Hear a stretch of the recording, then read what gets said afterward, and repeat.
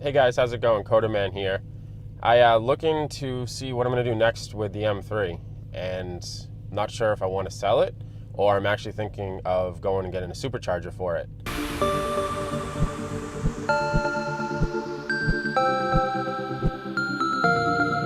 Doing some research on the pros and cons, and so far it seems like something that I could do for pretty cheap money, and all things considered.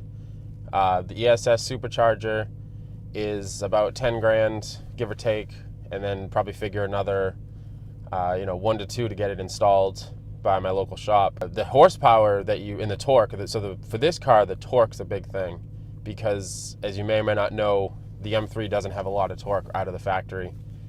And horsepower wise, I think with the tune, this is putting down, I think it's like 404 or 414 to the rear wheels. But torque, I believe, is like 295, and it's lacking. So for the ESS supercharger, it kind of puts that up in, like the 650 wheel, and I believe it's just under 500 torque. I could also sell the car and get something different, but I'm not really sure what I would get, because I really enjoy, all of the creature comforts that this has, and then take it on the track or back roads or something and just really rip on it. It's a lot of fun. Mod wise, I haven't done too much to this car. I have the F1 exhaust. I have it. I had the ECU flashed. I raised the rev limiter.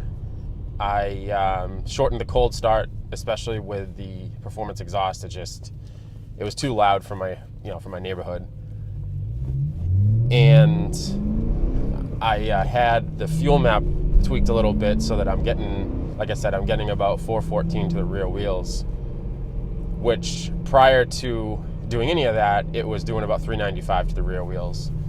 The BMW spec says that it's 414 on the crank out of the factory, and this did about 395 on the dyno. The pros are that it's not super expensive. It extends the life of the car, or at least my having it.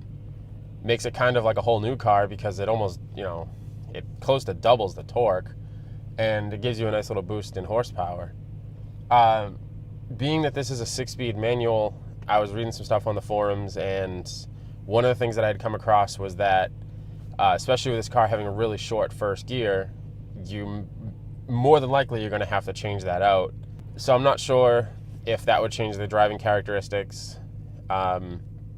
I'm not really looking to create a race car as much as just something that's fun to drive and take it on the track. I guess what I'm looking for is if anyone out there has it, or they have an E92 M3, they've looked at adding it, they found a reason to or not to, and just kind of like should I go down this road of modifying this car, or should I get something else?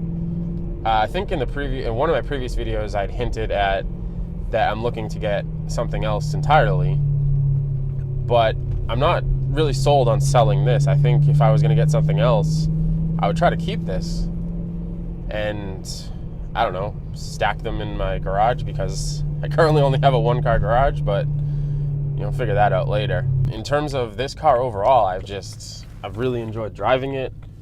It's been pretty inexpensive to own, all things considered.